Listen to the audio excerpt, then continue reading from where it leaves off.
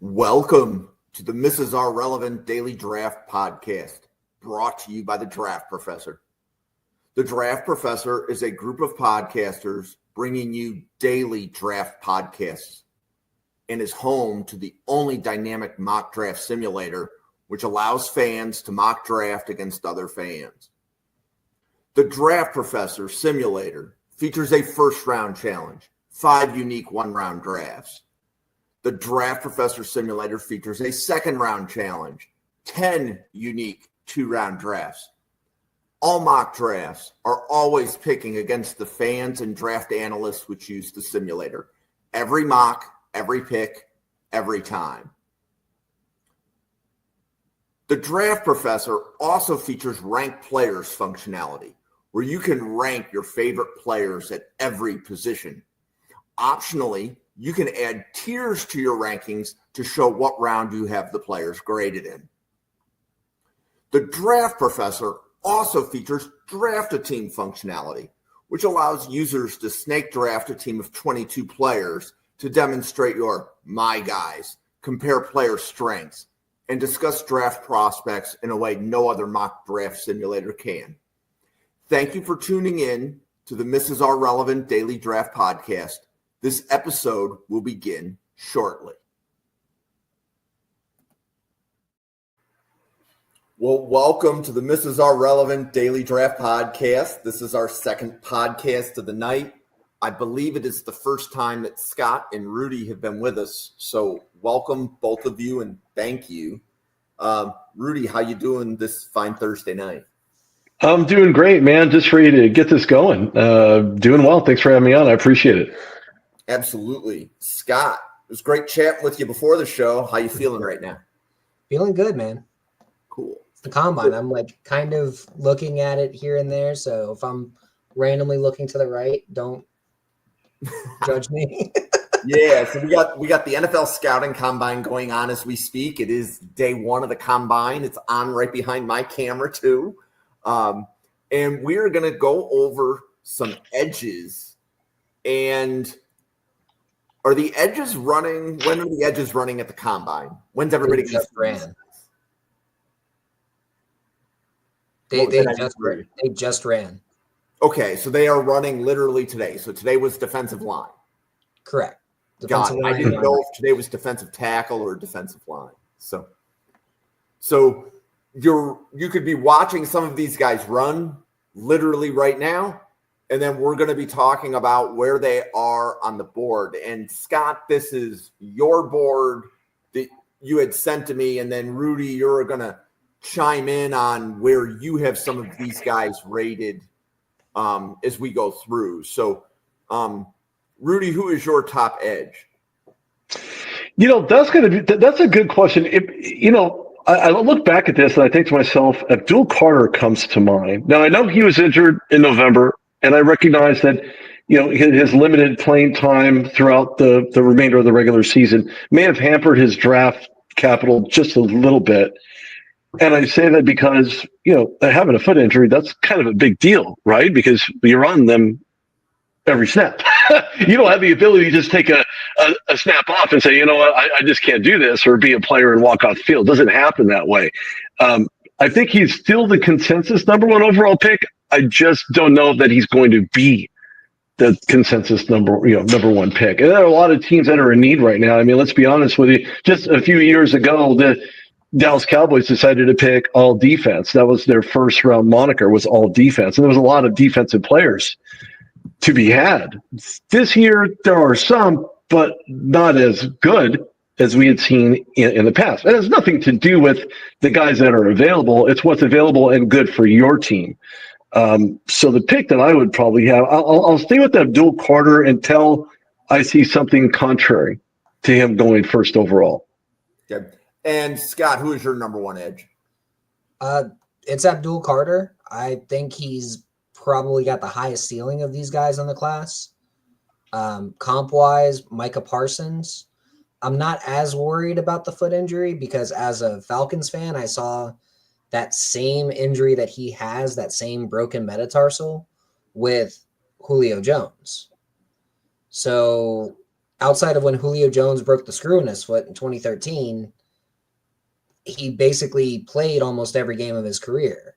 So, and as an edge, you're not playing 100% of the snaps unless your team has no one else in rotation. You're probably playing 70, 75% as the top edge on your rotation. So I'm not as worried like, oh, if he needs a couple downs because his foot's hurting and he just played 10 straight snaps, like, yeah, whatever, that's fine. I should have someone that can go in for 3-4 snaps to help out. Right. So Abdul Carter, I'm not as worried about. I do think he should go ahead and get the surgery after his pro day so he's ready for the season, just because I think that's the smart move. But that's a whole other conversation. But yeah, Carter's a beast. Comps well to like a Micah Parsons type. Got it. And then He definitely has the physicality. He definitely has the physicality as well. And I'd say his floor is like a Clay Matthews-ish type guy. Yeah. And then, Scott, your number 2 edge is Princely Umalalen from Ole Miss. So what do you like about Princely that you have him at number 2? So growing up, my favorite pass rusher was John Abraham. Saw him just wrecking teams. When the Falcons traded for him, I was ecstatic because he was one of my favorites back when he was in South Carolina. So when we got him in Atlanta, I was like, let's go. And Uman Mielen fits that same kind of mold that a lot of the more modern pass rushers have. It was Abraham, and then there's a bunch of people that fit his same mold. But then you have, I think long term, his ceiling could be as high as a TJ Watt. He's a top tier athlete. He's a guy who gets after it. He plays with an attitude. He plays against the run hard. He struggles against the run, but he plays against it and he gives the effort against it. So to me, that says that's a technique issue and not a doesn't want to do it. Some of these other guys have a doesn't want to do it issue against the run, and I don't like that. And that's why they might be a little bit lower. Because as a defensive end, as an edge, as an outside linebacker in the 34, you got to play against the run. Or at least be willing to play against the run. And willing to set the edge. And willing to at least take on a blocker and pull the blocker out the way and let your linebacker go free. Yep. So the saying that I like hearing is you have to earn the right to rush the passer. Correct. Right. You have to be able to play the run to earn that right to tee off on 3rd down. So and he's not bad against the run. Don't get me wrong. He's just not good against the run either. He's very neutral. Like, he does the job. He doesn't stand out against it, but he doesn't, like, I don't know how you qualify that as, it's not a plus, but it's not a minus. He's there. He does his job. Yep. So Rudy, who is your edge to? I'm going to go with Uman. Look, in 12 games, he collected 37 total tackles. 14 of those were for loss. So he knows how to get into the backfield. He has the physical agility to get in the backfield. Not only that, but he forced a fumble. He had 10.5 sacks. So he's not supplant against the run. It's just a matter of coverage for him. More like, I would say he's kind of more of a hybrid between the edge rusher and maybe the back off DT, right? Because if you know that you're going to be good in pass coverage and or prevent massive gains from the snap, right, or snap to throw in a wide out in a slant position, he's going to be that guy. He's going to sit back a little bit, maybe a little bit of cushion right underneath the DTs, and then make those stops. He's a very physical guy. He's got a brother as well who follows very similar characteristics as he has athletically. So beast mode, if you will, part 1, and beast mode number 2. If you're looking for a guy who's good in coverage, who handles those tackles for loss and is able to get into the backfield when you need to, right? Maybe a zero blitz, maybe 3rd and short, something, of that nature offensively. If you're struggling, you can't move the chains, he's going to be that guy to make that penetration. So if there's anyone who's going to get that pick, it's definitely going to be him for sure. And for me, it's more of a 1A, 1B. Like him and Abdul, I have the exact same grade on. I think they're the same level of good. It's just who do I like better stylistically? Personally, I like Princely a little bit better for, say, Atlanta, but I like Abdul better for, say, Tennessee or New England. So it just depends. Like Abdul Carter in New England with Vrabel's defense would be so much fun to watch, just to throw an example out there. So, Okay. Or the Steelers, for that matter, only because their defense is aging. You have Cam Hayward, who I had the pleasure of interviewing just a couple of years ago during the Super Bowl when the Eagles met the Chiefs the first time around, and he's getting long in the tooth. I mean, he's getting older, and so you have to replenish that line, if not right up front, earn the spot, and I think that's where he will ultimately lead to. Yep. And then Rudy, who is your edge 3? I'm going to go with Kyle Kennard. And I say that because he wanted to up his coach's decision to say, you know what, can you do this better? He challenged him. And so Kennard, 28 tackles, 15 and a half tackles for loss, one of the highest pass rushing grades that you're going to find, especially in the SEC, who is filled with nothing but defensive juggernauts. So, he's an All-American, Bronco Nagurski guy. I mean, he has a nose, literally, for the football. He can smell it a mile away. So he's got to be my edge. And I think that Sterling Lucas had a lot to do with that growth pattern for him. And I think that's going to continue for him from an agility and athletic standpoint at the next level. Okay. So, go ahead, Scott. I was going to say, so I really like Kyle Kennard.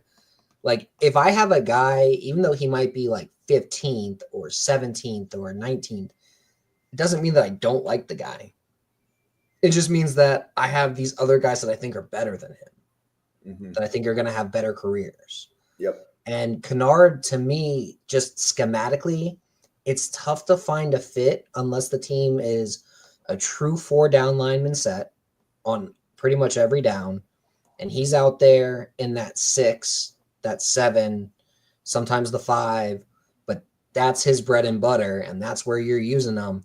He's going to set the edge. He's going to stop the run. He's going to get after the passer, but against the pros, I don't know if he has the functional strength to be impactful right away. He can build it, but I think long-term, 3-4 years down the line, he could be that sleeper in this class. I do really like Kennard. So yesterday we did a episode where we did 32 defensive scheme fits for 32 teams. So they could go through, the podcasters could go through any defensive player they wanted. And one of the guys said Kennard, put him in wide 9 in Cleveland. Right? He'd be okay there, but that's going to be. I can see that. You're right. Meaning that if you marry the player with the scheme, you might say, to you guys' point, how did we pass him up? But it's all about knowing the scheme that you have the year you draft him, and he should play in a scheme which lets him line up as the 5, the 7, or the 9, like you had suggested, Scott. Yeah. You have to know how to use him to his maximum effectiveness. So I definitely liked that. And Scott, who is your third edge? So for me, it's Michael Williams out of Georgia.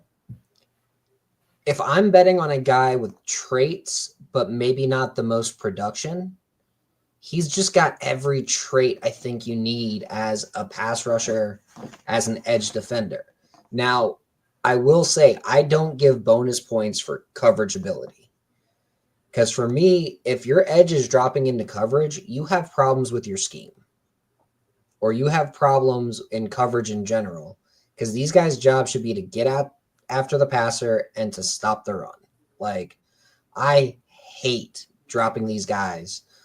Like, if my edge plays 700 snaps in a year and he's rushing the passer for 350 of them, and he's stopping the run for 340, and he drops into coverage for 10 on some surprise zone blitz, that's what I want to see.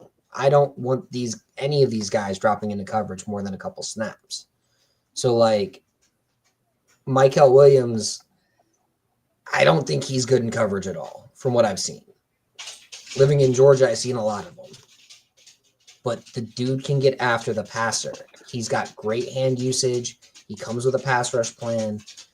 the thing that's been kind of hurting his production is actually traceable too. It's injury. You can see like, oh, he's a little bit slow off the snap this time.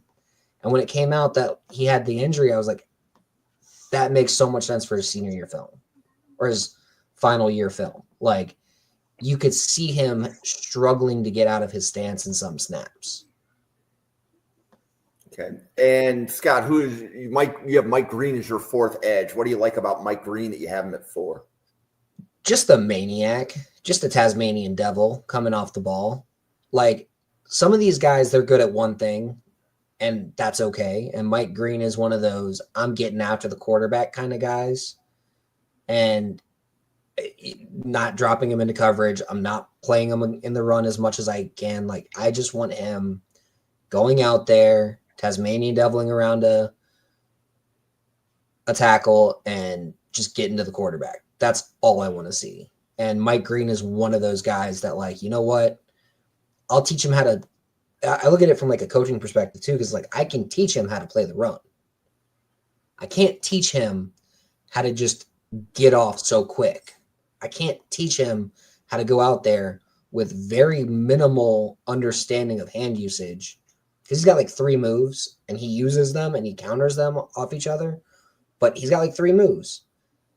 I can't teach him the natural instinct that those 3 moves are. So he gets after the quarterback. He's productive, creates a ton of pressure.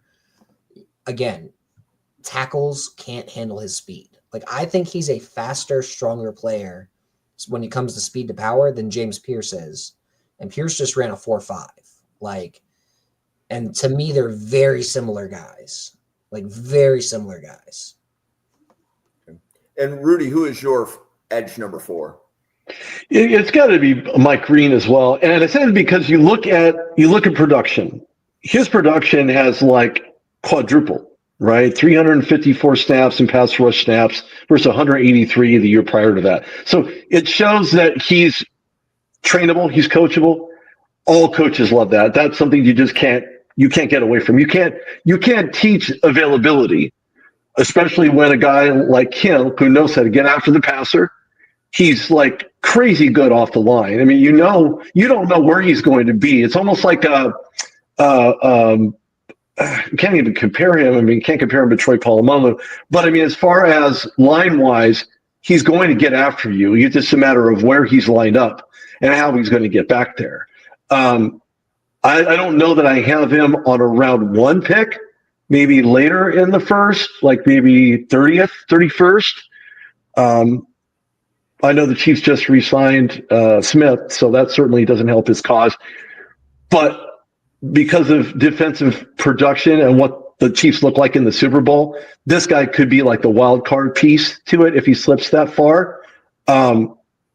His hurries were good. He had a batted ball last year. I mean, he just does crazy things. His athleticism has a higher ceiling than I think most people give him credit for. But I don't see him going off on like the 10th overall pick. That's just not going to happen. Okay. He's good. He's just not 10th round pick good. No, I think he's like 20 to 25 range where he actually gets picked. And I probably somewhere in there, yeah, higher than that because I would take him higher. I'd take him at 20. So, but I could see him going 20 to 25. Like, when I set my board, I set where I would take these guys. I don't care where they go in the NFL, how the NFL picks them when I'm stacking my board. Yep. Mock drafts for me are for prediction. This is for how good I think they're going to be in the league. So, yep. Understood. So, Rudy, who is your edge 5?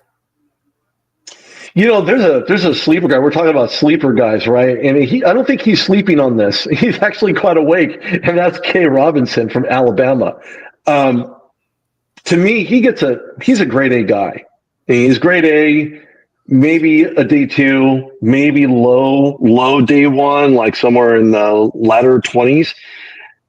But what's going to hurt him and hurt his production and hurt draft stock for him to climb into that next echelon, and maybe he could even go 32nd. We've seen guys like Lamar Jackson get drafted 32nd overall in the first round in 2018. They say he was going to be a wide receiver, never start at quarterback. Of course, we know that's obviously not accurate. But I think injuries are really going to hurt his ability and his availability on the field at the next level. But his pass rush percentiles at 24%. That's good. That's really good. Yes. And like rake second in draft eligibility for edge defender. So if there's a sleeper in this, at least in the first, if not mid second round, maybe low first, like super low, 32nd overall, I think this guy could be a diamond in the rough. The problem that I see for him is that he's had limited snaps. He's 6'5", and could be a standout at the combine to his positive. So to me, he's a wild card. Robinson from Alabama, right? Right. Yeah. So go ahead, Scott. I would say I don't agree with that just because I've watched a lot of him. He's got the athleticism. I think he's very solid, but he's like a late day 3 guy for me. Just from where I've got him. And there's a disconnect there. I don't know what it is, but like the athleticism's good, but he gets injured. He doesn't get snaps. There's always someone ahead of him on the depth chart. Like, I noticed that. Yeah. So the player, but in fairness, Scott, the players that were ahead of him on the depth chart were first round NFL picks, right? I mean, that was Dallas Turner. Yeah. I think Chris Broswell went in round 2, right? Yeah, they were first, second round guys. Right. But like he wasn't getting as much playing time, not just because those guys were great, but also like Saban does rotate his guys a lot. Fair enough. So, So for fans that are watching the podcast, so Q Robinson isn't on Scott's board here. He's definitely a player I like. I think I'm in the middle of the two of you. So, for example, I'm a Bills fan. If Brandon Beane spent one of his second-round picks on Q Robinson, I'm like, that's a typical Brandon Beane pick because he's a 5-star recruit, has all the athletic ability, but between injuries and maybe a few other things, he hasn't quite gotten onto the field. But how often, if you're picking in the back of the round, do you get a chance to draft a player that has traits like that? As well as Rudy said, he has production when he was on the field. He just happened to get hurt. So I definitely like the Q Robinson shout out. Scott, you have Nick Scourton as your edge 5. What do you like about Scourton that you have a first-round grade on him? And this goes back to his Purdue film. He knows how to set up a pass rush, but he plays the run extremely well. And again, this is if I'm in a 4-down lineman set, I need that strong side defensive end, that guy who could be like a Cam Jordan, where you could potentially get 6 to 10 sacks every single year out of this guy. And he's going to stuff the run, and he's going to be that leader. He's going to have some attitude. I think Scourton's the guy. Like, I think he's that strong side end, and I think you could even use him in some 3-man sets as, a 4-eye or a 5 technique that could get some pass rush. The way the Falcons used to use Patrick Kearney back in like 2003, and Kearney got like 8 sacks out of playing a 5 technique. I don't think he's got, a super high 20, 25 sack ceiling or anything like that, but I think he can be a guy who can come in, play 700 snaps, add to your pass rush. He's never going to lead your pass rush, but he's going to add to it. And then you'll go from there. But he's going to stuff the run. He's going to add some attitude. And sometimes that's all you need. Yeah. And Rudy, who is your edge 5? I'm going to take Scourton, but I have my reserves on him. And I say that, you're talking about the 4 technique. And I like him there. I don't know about the 3-man pass. He could get into the backfield more often than not, but I'm not. Okay, fine. So conference 10 high sacks, that's great and wonderful. I like his athleticism. He knows where to go and how to do it. His stance is great. I love his agility. He spent a lot. He spent 3 seasons with the Aggies, so he's learned a lot.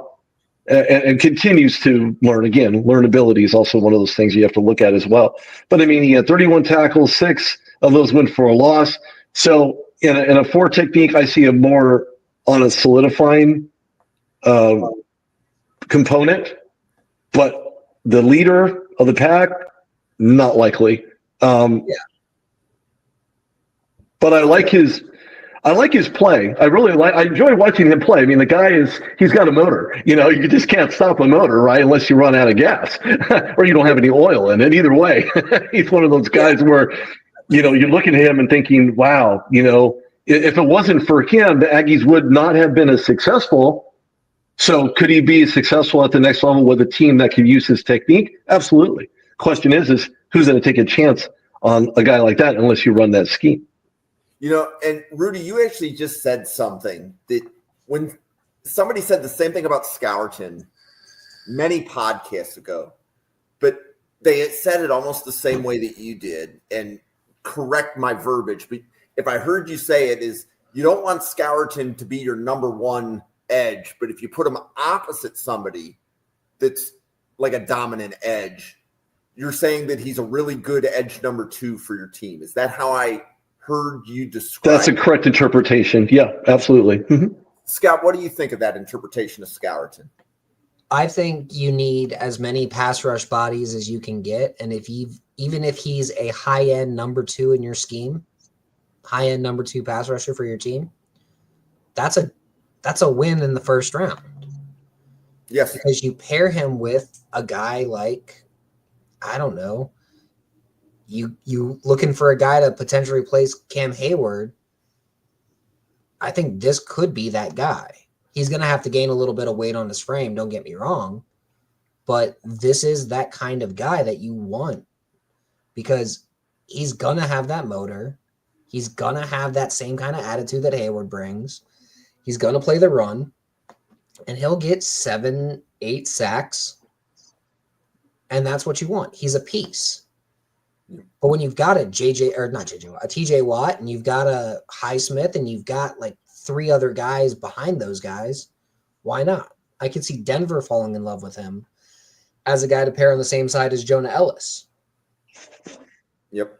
Put him in that 5 technique, have Ellis outside as the outside linebacker, and let them go to town and let them go to work. Ellis is going to get 12, 13, 14 sacks in Denver every year once he fully gets up to it. Scourton getting 7 or 8 next to him, that's 20 sacks. If your goal is a defense to get at least 45 a year, 50 a year, you're already, 40, 45% of the way there. That's what you want. And Rudy, who is your edge 6? I like the Tyleik Williams. I do. I like him a lot. He's very selfless.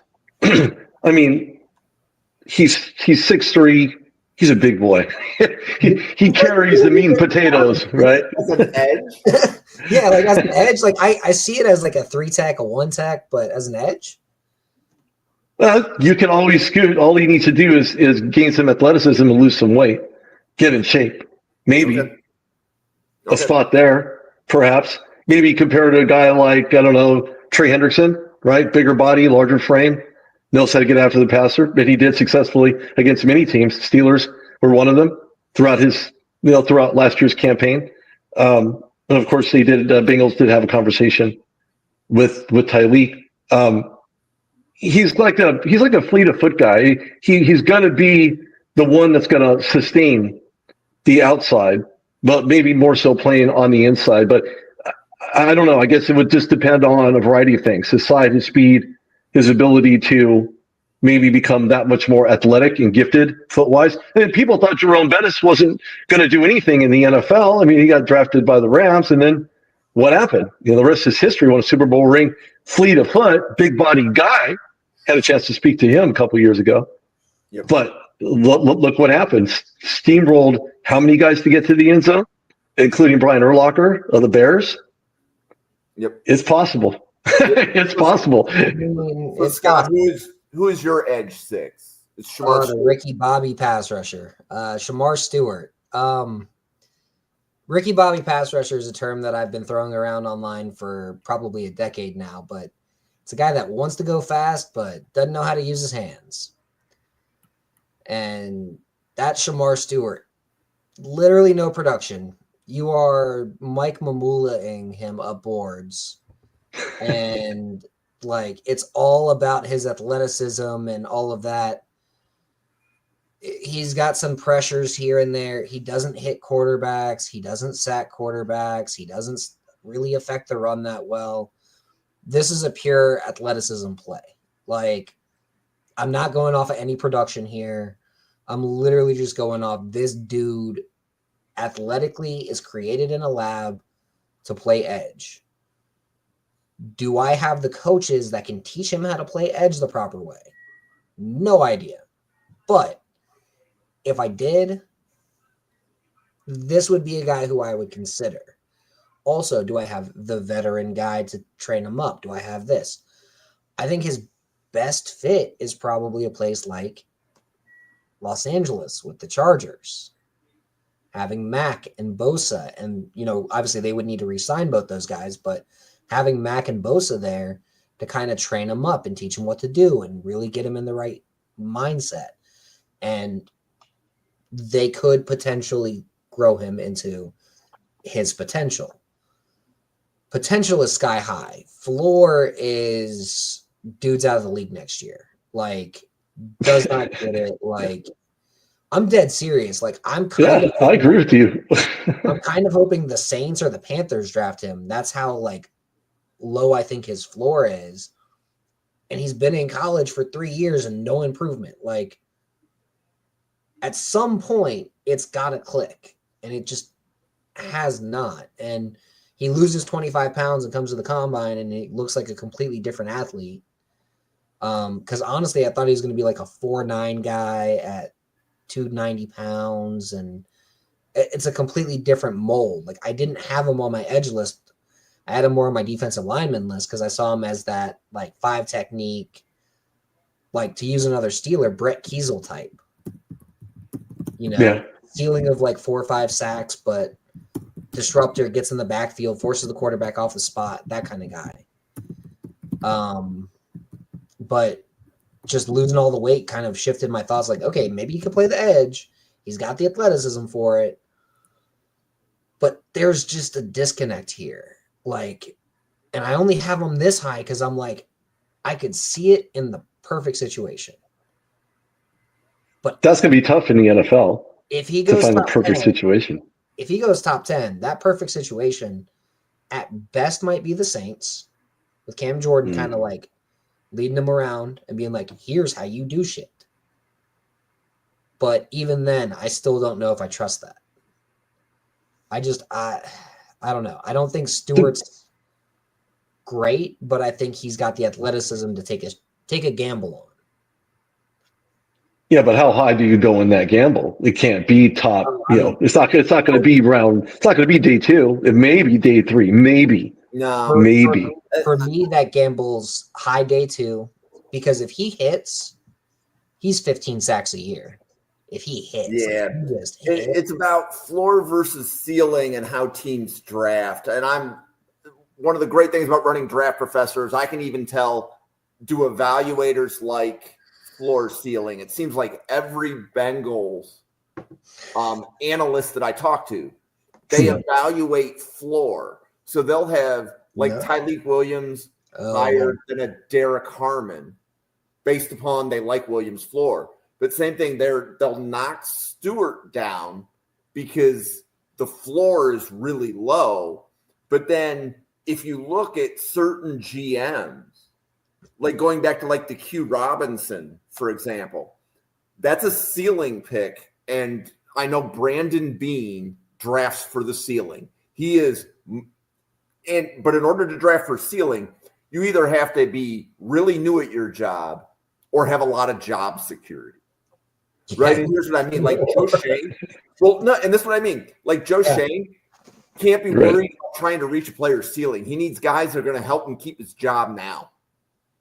Right. It's all about this year. Whereas if you're Brandon Beane, if you're Les Snead, I'm trying to remember the guy. Is it Carl Peterson in Kansas City? It doesn't. Whoever Kansas City's GM is, he's safe. So they have job security, which means that they can take a swing for a player with a high ceiling. And if they miss, they know that they have to do better, but they have more than one way to hedge their bets. Right? So as a GM, they'll be better if the players they draft for the ceiling hit it. But if you're a GM on a hot seat, like a Ryan Poles or Joe Shane in New York, those GMs, or the guy in Miami, is it Greer? Yeah. They can't take the chance of a player missing, so they may not be able to afford to draft for the ceiling. So, but I think it just depends on how they evaluate, because I would love Stewart in Buffalo in round 1. I would love it. The only player I would take over Stewart for Buffalo is Golden or Grant. Right? But with Buffalo, you have Von Miller. You have, Ed Oliver there on the inside creating havoc. You've got guys there, Rousseau, I want to say. Yeah, and Stewart got the guys there in front of him. Buffalo's starting edges are under contract. He So won't start. But he'd be 30% of the snaps as a rookie, 40% as a second year, and then finally would start.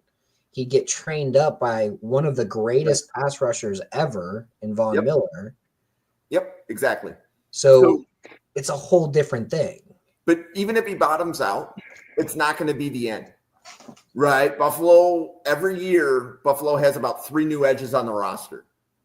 I mean, that's probably why our defensive line is in shambles, is we keep signing guys to 1-year contracts. But they're more than comfortable signing guys to 1-year deals and then letting them go. Right? We've had Leonard Floyd, and then we had Dwayne Smoot, and, the list just goes on and on. But then it's not going to stop anytime soon, I can assure you. Yeah. But a guy who needs a bounce back year, Cap is really like where I really stand, like really, really, really understand the NFL. If you can get a guy on a 1-year, $1.5 million deal, and he comes in and he gives you 5 sacks and plays the run decent for 300 snaps, you just crush that contract. Yep. He overplayed it and outplayed it. Absolutely. Well, that seems to be like the vet min. I mean, that's like vet minimum right now. Could that minimum go up because the cap increased, right? We think about that as well. Now you say a $2 million deal. Yep. So, Scott, you have James Pierce as your edge 7, and that's a round 1-2 grade that you have there for 6, 7, and 8, right? Yeah, that's fringe first, early second. So what do you like about Pierce that you have him that high? He's the fastest pass rusher out there this year. He's just raw speed coming off the edge, and NFL teams, no matter how good they are, have the hardest time with raw speed. Cliff Avril is probably his best comp. And, he may peak out where Cliff Avril was, where he's a 7-8 sack guy. I think, honestly, that's kind of his floor. He's got a great ceiling, but if I'm taking Cliff Avril today, I'm taking him bottom of the first, early second. And I'm happy with it because, again, much like Scorton, much like one of these other guys, he may not be the number 1 pass rush guy on my team. Okay. But he's going to be a guy who comes in on third down in that clutch moment and gets me that sack. He's going to be one of the 2 guys on my team that I'm going to trust on that edge to come in and get me that sack. And to me, that's worth a first-round pick. If I'm at the back end of the first or the early second round, I'll take him right there, no problem with that. Okay. And Rudy, who is your number 7 edge? We haven't even talked about this guy, and I think it should be noted that Elijah Roberts out of SMU is a guy I don't think is getting a whole lot of love. And I say that, I mean, he's a consensus first-round pick, maybe top 5 at least. He kind of he took the position and said, what, I'm just going to make it better and do better. He's become highly productive, back-to-back seasons. Yeah, it tied from the most quarterback pressures. 130 among active, or excuse me, pass rushers over that genre and scope. And I like him because he's, I don't know, Central Arkansas. Where the heck is that? An unfamiliar school, not unknown, just unfamiliar. And I think that when you look at the 30s, excuse me? I think they're talking about David Walker, not David Walker out of Central Arkansas. Yeah. Oh, I'm sorry. Yeah, Walker. My bad. Yeah. Robert, sorry. Yeah. No, Walker. I think. Go ahead. I'm sorry. I was saying, like, Roberts is like 290 pounds, played at SMU, like, more of a defensive lineman than a true edge. So, yeah, like Russell Brown just did a really good write up on Elijah Roberts. So, I could with Walker. Correct me if I'm wrong, but Walker is pure pass rusher. Like, he's designated pass rusher. You're probably on first down. He's going to be a liability against the run, not just a guy, but that's the direction that you're going to run if he's on the field. Yeah. Early Robert Mathis. Yeah. Right. But at the same time, from a pass rush standpoint, he is somebody that has a bag of tricks. Early Robert Mathis, which it's a guy worth drafting, but again, I have him a little bit lower than Rudy does, just because I do value run defense versus pure pass rush versus, like, obviously my ratings you got different types throughout, but I see David Walker as a lesser version of, say, Jalen Walker, or a lesser version of a James Pierce, or a lesser version of, even like a Powell Ryland type guy. So good player, really good player. I just don't have him in the same area that Rudy does. Yep. And then you have Jalen Walker rounding out your round 1-2 grade, Scott. So what do you like about Jalen Walker that you have him at 8? So there is going to be a group of NFL teams that are going to copy the concept that the Falcons had with Caden Ellis this past year, where the guy's not truly a linebacker, the guy's not truly an edge defender, but you align him wherever you want on that second level, and you have him get after the passer on third downs. And you have him shoot the B gaps, you have him shoot outside, you have him, sometimes drop into coverage and shoot your other linebacker in, and start playing a lot more of those Saban-esque games with your inside linebackers to really throw off the center's call. And I could see Jalen Walker being high in that kind of role. Now, I consider guys who are primarily going to be used as pass rushers edges. And I think Walker is going to be one of those guys that he's going to have 150 snaps a year where he's getting after the passer. He's going to have 500 snaps a year where he's stuffing the run. And then he'll probably have 200 snaps a year actually dropping into coverage, but in really short zones because he's not great at coverage. But those 150 snaps a year, he could get 10 sacks in. And he could come in on a game looping around the edge. He can come in on a game just standing on the edge and wrapping back in. Like, he's a malleable chess piece for a defense, and I think that has value. Now, there are people talking about him going top 10 at one point. I don't see that. I don't think he's close to that good. I think he's got a lot of different things that he does well, but I think long-term his best role is that Caden Ellis in Atlanta type role, which is very ironic to me when I see Walker being drafted to Atlanta, because Ellis is entering the last year of his contract, and it's like, okay, well, you already know the role you're going to use him in. You already know how he's going to be used in Atlanta. That's how he was used at Georgia too, though. And I think if a team's smart, they use him the exact same way he was used at Georgia. And whether you classify that as a true edge, whether you classify that as an off-ball linebacker, you really want to try and limit his coverage snaps, is all I'm going to say.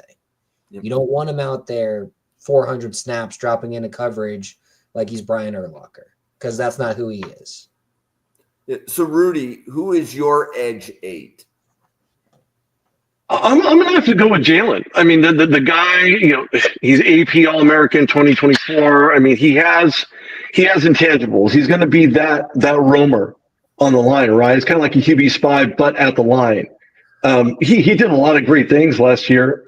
Excuse me, 8 tackles against Tennessee, 3 sacks against Texas. I mean, the guy has the physicality and knows where he needs to line up at in order to be an impact every time that ball snapped.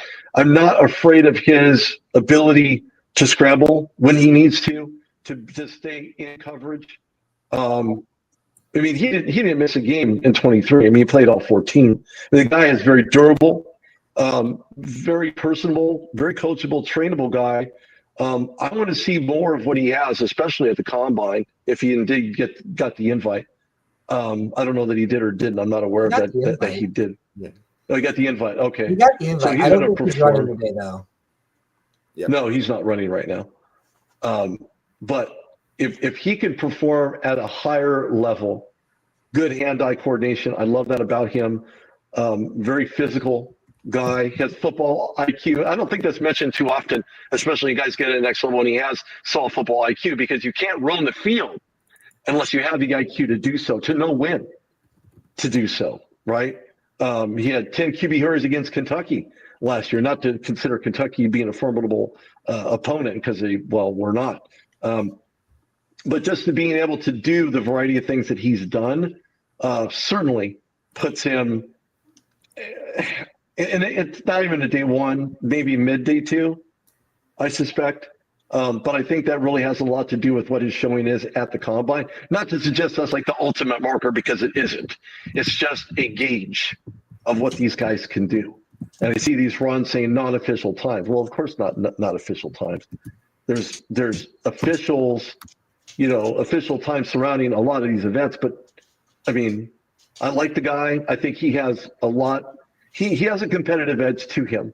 And he wears that like a chip on his shoulder. And I think he'll do well at the next level. Where he lands, as far as what team, I couldn't even fathom, because a lot of teams do need defensive help, especially when you see a guy that knows how to get to the backfield early and often. I think every team looks at that as being a tangible component for them. Okay. So that rounds out like the round 1-2 guys. Scott, before we move on to the list, let's do a little bit of a commercial here. So, Scott, you want to kind of introduce yourself to the Draft Professor crowd, let them know how they can find you and your other content. Sure. So I've been doing draft content since the 2010 draft. So this is my 16th year covering 16, the draft. Yeah. I had a website, wound up closing the website down when I got picked up by Bleacher Report, went to the Falcons Wire, went to the Falcoholic, and this is all in a period of 15 years. So it sounds like a lot, but it's not as much as you think. Went from Falcons Wire to Blogging Dirty. Then this past year, I was just like, you know what? I really don't feel like redoing all the application stuff and all of that. So I've got a Substack. I'm going to do like actual rankings and writing up each position group. Top 10 basically is what I'll go over with those articles. On each group, I'll write stuff about the cap, but it's just on a Substack that I have. It's free. Follow it. If you go under my Twitter name @Karasik, you'll find it. And yeah, I mean, I'm not trying to reinvent the wheel or anything. I just got tired of being forced to be on someone else's schedule. So I said, you know what? I'm just going to do my own thing. And if people like it, cool. If they don't, whatever. It's a hobby for me.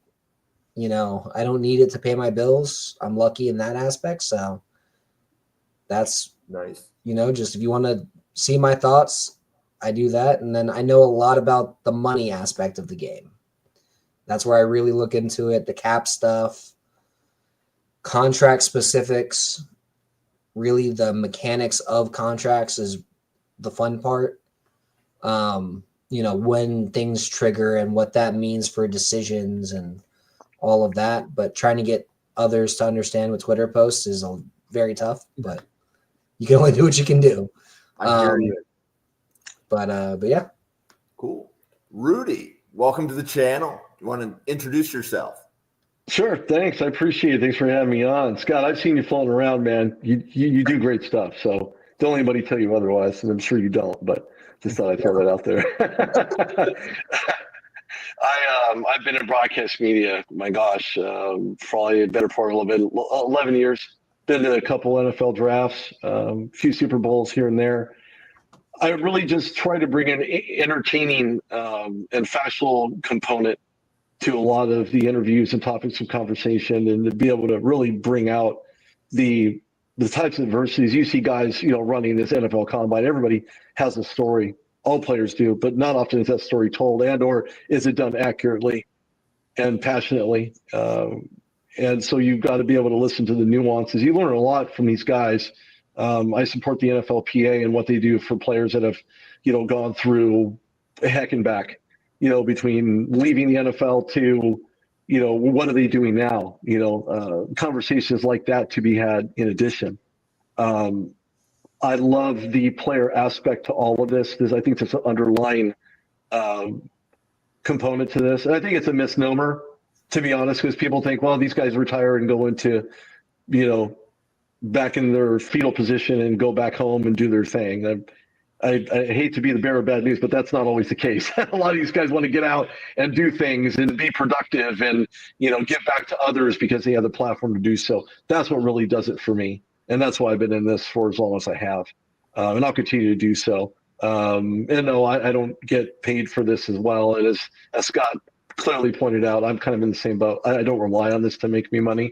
I just do it because I love it. I enjoy doing it. And if you don't love what you do, don't do it. Yep. Well, and Rudy, just to throw this out there, get in touch with Mohamed Sanu for the after what a player's career thing is, because his performance center is pretty cool. Really? Okay. I'll check that out. Yeah. I'll be sure to reach out to him. Appreciate that. Cool.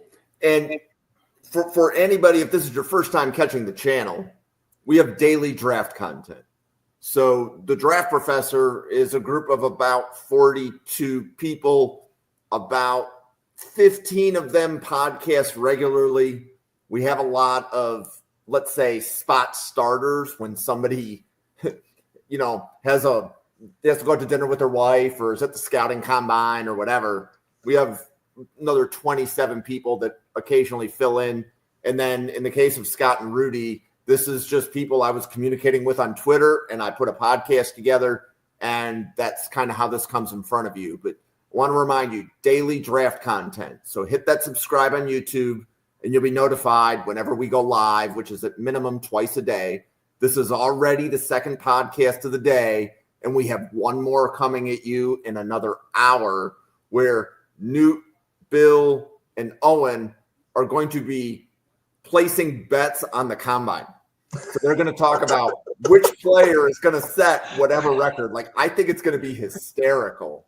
And this is the great thing with having relationships with people that do the draft, right? Because like Owen and Newt are regulars, and they say, okay, Jim, here's how we're going to preview the combine. Oh my God. This wasn't my idea. This is them saying, this is how we're going to do it. And I absolutely love it, right? Because those guys are absolutely hysterical. So if you have a chance, catch that at 9, because I think it's going to be really funny. Are there any parlays in the process? They sent me the screenshots of one of the gambling websites as to what the odds were that a certain player does whatever at the combine. So I think it's going to come up. But like they just told me, Jim, make these screenshots, and this is the podcast. So at this point, I'm turning on the podcast, and I just have a front row seat to something I think that's going to be really funny. So So if you haven't seen Newt or Owen podcasts before, they are a treat. So Owen is a scout at the University of Buffalo, and he podcasts with us. And, I'm doing this for free. They're doing this for free. But we're just, draft professors, a bunch of guys that love the draft. Nobody at the Draft Professor gets paid. Some people get paid with their other stuff. But we're essentially the podcast channel for, let's say, draft freelancers. So that way, if people just want, like if somebody wants to come on like once a month, once a week, we have a forum, because it's way better to talk about this here than it is to engage with people on Twitter. Because you don't know who's behind that, SpongeBob or whatever account, right? And those accounts that are created this month and have 3 followers and sit there and troll you. Correct. You're just like, what are we doing here? Why are we even like, I'm not responding to that guy. I'm just blocking that guy. Well, you see, and the great thing with a podcast is that we can choose to acknowledge comments or ignore them, but we can just have a conversation. And as long as I get to have a conversation with people like you, as opposed to like looking at social media, I'm having way more fun with the conversation with you guys. Oh, yeah. So, Of course. I do want to plug 2 more things, and we'll get back to the Edge Big Board. So we have a 32 GM mock draft every Friday night. And if you want to sign up for it, just go to the NFL Draft Fanatic, and that's NFL Draft Fanatic. No, I am Fanatic. It's the handle. It's the Draft Professor Twitter page. The pinned tweet has the sign up. And then today we announced our final mock of the year. We are doing a 32 GM mock, 7 rounds with trades, April 11th, 12th, and 13th. So if you want to sign up, it's a group mock. And what I mean by that is that whatever team you sign up for, there are probably 3 or 4 people that you will have to work with and form a war room, because we don't want everybody to agree. That's the idea behind some of the content that we want to make. It's not just I'm making the pick for my teams. You're probably going to need at least one guy to monitor trades. You're going to need one person to monitor the draft, and you're going to need a team. So if you want to be involved, we'll get you in touch with other fans of your team, and we'll help you create your war room in addition to the main draft podcast, which is going to be talking about all the trades that were made and how the draft is evolving and things of that nature. Just put me and Clint on a team for the Falcons with whoever else, and I'll be pretty happy with that, because be careful what you're volunteering for, but yes. Me and Clint, that's exactly what we're looking for, because you and Clint may not agree on every player, and that's content that Falcons fans need to see. Yeah. We'll talk about it, and we'll be like, all right, so yeah, that's the idea. I can manage the board and stuff. Yeah. So that's the idea. And I also know that's right before tax season, or right before tax day, which may affect Clint's availability as well.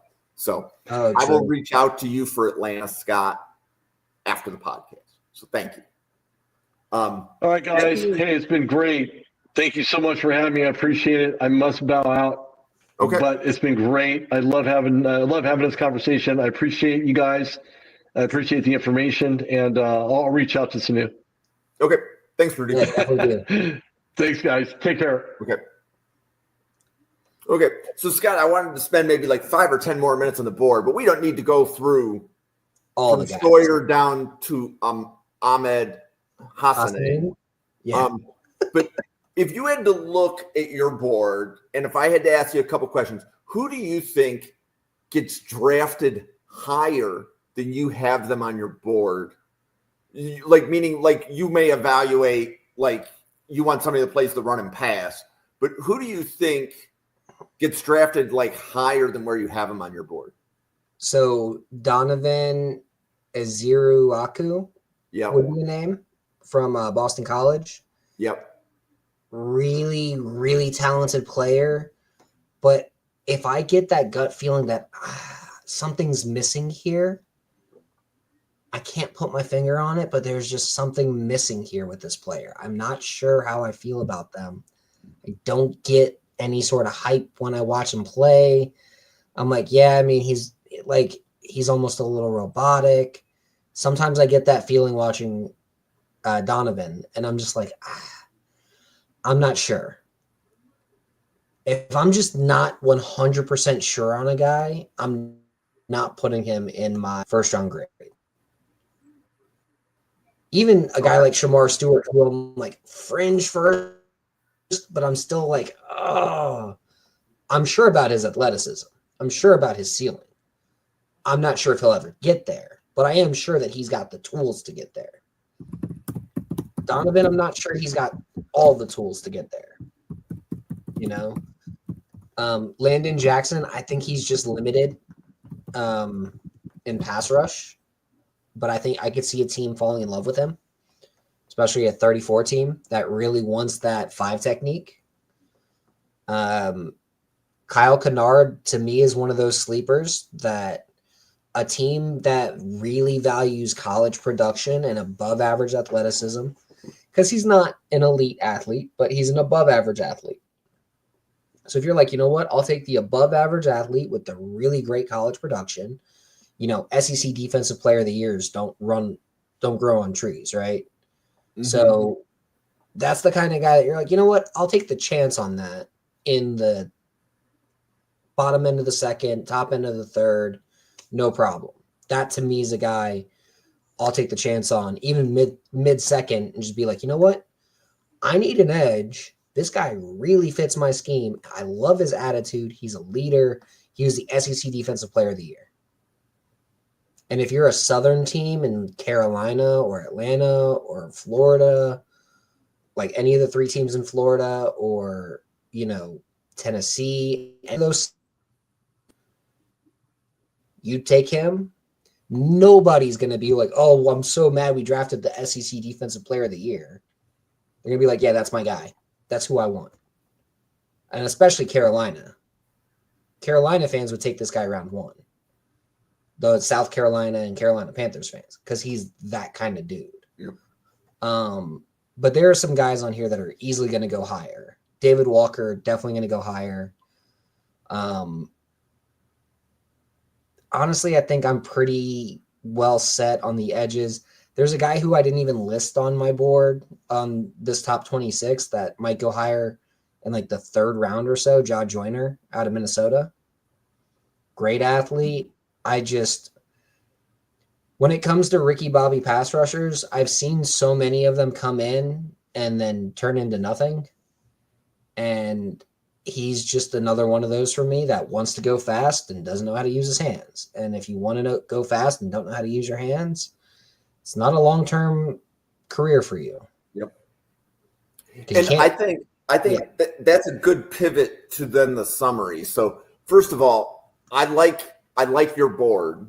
I'm going to give you a couple of surprises just from, okay, you have Tyler Barron higher than anybody that I've seen. I like Tyler Barron. Right. So that's a day 2 grade, right? No, Tyler Barron,